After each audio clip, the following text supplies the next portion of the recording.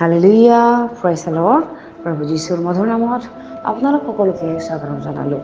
আশা কৰোঁ আপোনালোক সকলোৱে ভালে আছে। আৰু বিশ্বাসীসকল, ঈশ্বৰে আমাক সুন্দৰ দিন, সুন্দৰ বতৰবিলাক এনেকৈ দি আছে, তাৰ কাৰণে ঈশ্বৰক ধন্যবাদ দিওঁ। আহক আজি দিনটোৰ আৰম্ভণিতে আমি ঈশ্বৰৰ বাক্য চাওঁ। আজিৰ বাক্য আমি লৈছোঁ যিচয়া ৬৬ অধ্যায়ৰ এক পথ। সুন্দৰ ঈশ্বৰৰ বাক্যই আমাৰ কাৰণে কৈছে, যীশুৱে এই কথা কৈছে, স্বৰ্গ মোৰ সিংহাসন আৰু পৃথিৱী মোৰ ভৰিৰ পীৰা। তোমালোকে মোৰ নিমিত্তে কেনে গৃহ নিৰ্মাণ কৰিবা।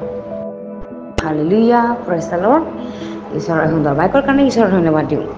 প্ৰভু বিশ্বাসীসকল, ইয়াতে ঈশ্বৰৰ বাক্যই আমাৰ কাৰণে কি বুজাব খুজিছে যে স্বৰ্গ মোৰ সিংহাসন আৰু পৃথিৱী মোৰ ভৰি পীৰা।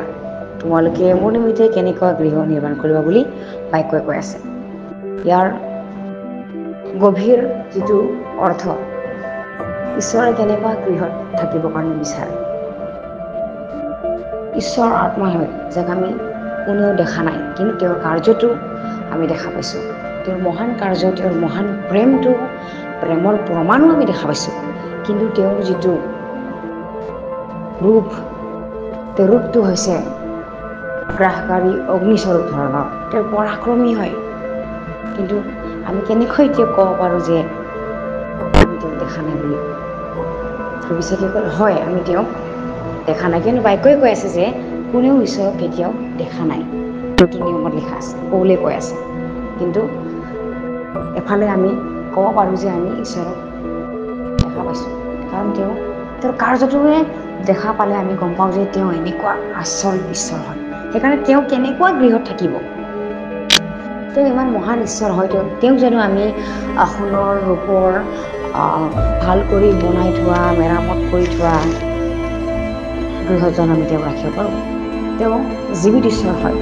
তেওঁ এনেকুৱা মানুহে সজা পজাত, ঘৰত, মন্দিৰত তেওঁ নাথাকে। তেওঁ জীৱিত হয়, গতিকে তেওঁ জীৱিত মন্দিৰত থাকে। যেনেকৈ বাইবেলে কৈ আছে যে ১ Corinthians 3:16 কৈছে যে তোমালোকে যে ঈশ্বৰৰ মন্দিৰ হয় আৰু ঈশ্বৰৰ আত্মা যে তোমালোকত নিবাস কৰে, ইয়াক তোমালোকে নাজানানে? হালেলুয়া। আমি তেওঁৰ জীৱিত মন্দিৰ হয়। তেওঁ যিটো আমাৰ হৃদয়ত থাকিব বিচাৰে। সেইকাৰণে আমাৰ হৃদয়বিলাক পবিত্ৰ হ'ব লাগে, শুচি হ'ব লাগে। আমাৰ কথা, আমাৰ ভাৱনা, চিন্তা সকলোবোৰ পবিত্ৰ হ'ব লাগে। কাৰণ এটা যদি মন্দিৰ হয়, তাতে মানুহবিলাকে সেৱা, আৰাধনা, স্তুতি কৰিবলৈহে আহে। তেওঁ লেতেৰা কৰিবলৈ নাহে। সেই মন্দিৰবিলাকত লেতেৰা কৰিবলৈ নাহে।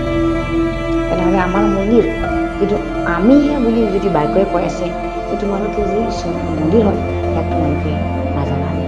এই বাক্যশাৰীয়ে কি কৈ আছে যে তোমালোকে মানে আমি মনুষ্য জাতিবিলাকে ঈশ্বৰে থকা মন্দিৰ হয়। আমি নিজে, আমাৰ হৃদয়, আমাৰ মন, আমাৰ চিন্তাধাৰাটো তেওঁৱে বাস কৰে।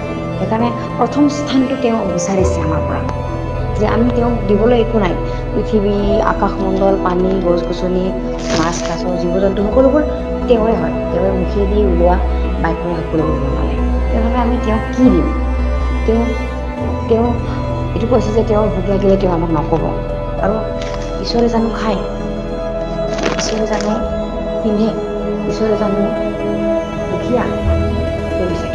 এই গোটেই সকলো মনুষ্য জাতিৰ কাৰণে তেওঁ বনাইছে। তেনেহ'লে উলুদাইকৈ তেওঁ কেনেকৈ ল'ব আমাৰ পৰা? আমাক দিবলৈহে বনাইছে। তেওঁক দিবলৈ তেওঁ নবনায়, আমাৰ কাৰণে বনাইছে। সেইকাৰণে আমি তেওঁক কি দিব পাৰোঁ আৰু তেওঁক আমি কেনেকৈ গৃহত ৰাখিব পাৰোঁ? স্বৰ্গ হৈছে তেওঁৰ সিংহাসন, য'ত তেওঁ বহে, আৰু পৃথিৱীখন হৈছে তেওঁৰ ভৰি পীৰা, যিটো ভৰি ৰখা পীৰা, যিজন ৰজাই সিংহাসনত বহে আৰু তেওঁৰ ভৰিখন পীৰাৰ ওপৰত থয়। ঠিক তেনেকৈ পৃথিৱীখন তেওঁৰ ভৰি পীৰা হয়। কিন্তু যদি ভৰিখন লৰচৰ কৰে, এই পৃথিৱীখন ধ্বংস হৈ যাব পাৰে। কিন্তু তেওঁ তেনেকুৱা নকৰে, কাৰণ তেওঁ দয়ালু হয়।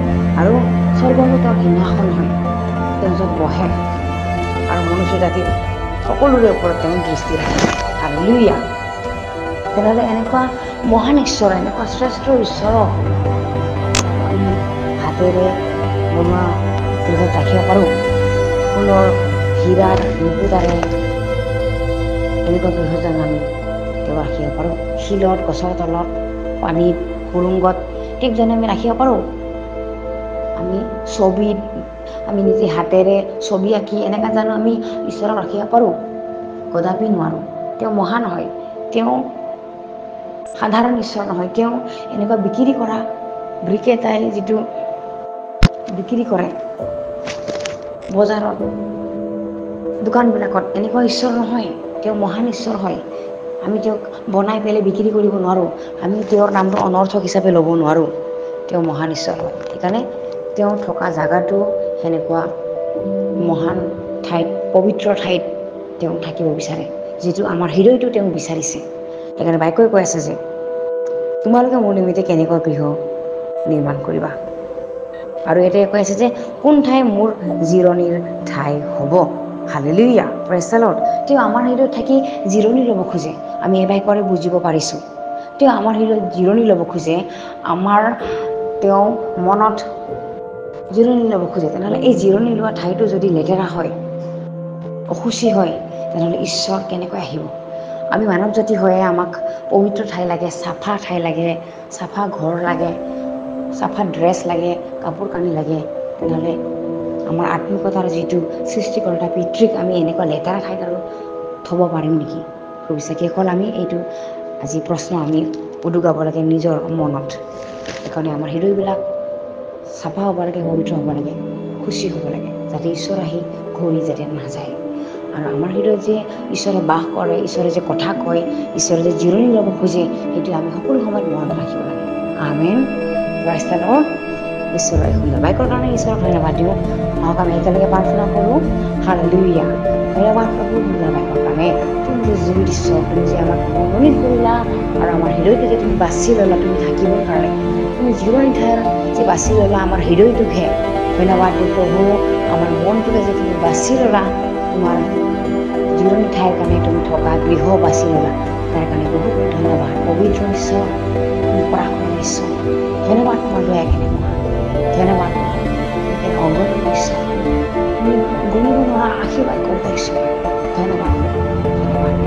দিনটো তোমাৰ হাতত সমৰ্পণ কৰি এই সকলো যাচনা নাচৰতীয় যীশু খ্ৰীষ্টৰ নামত অৰ্পণ কৰিছোঁ। আমেন, প্ৰেজ দ্য লৰ্ড।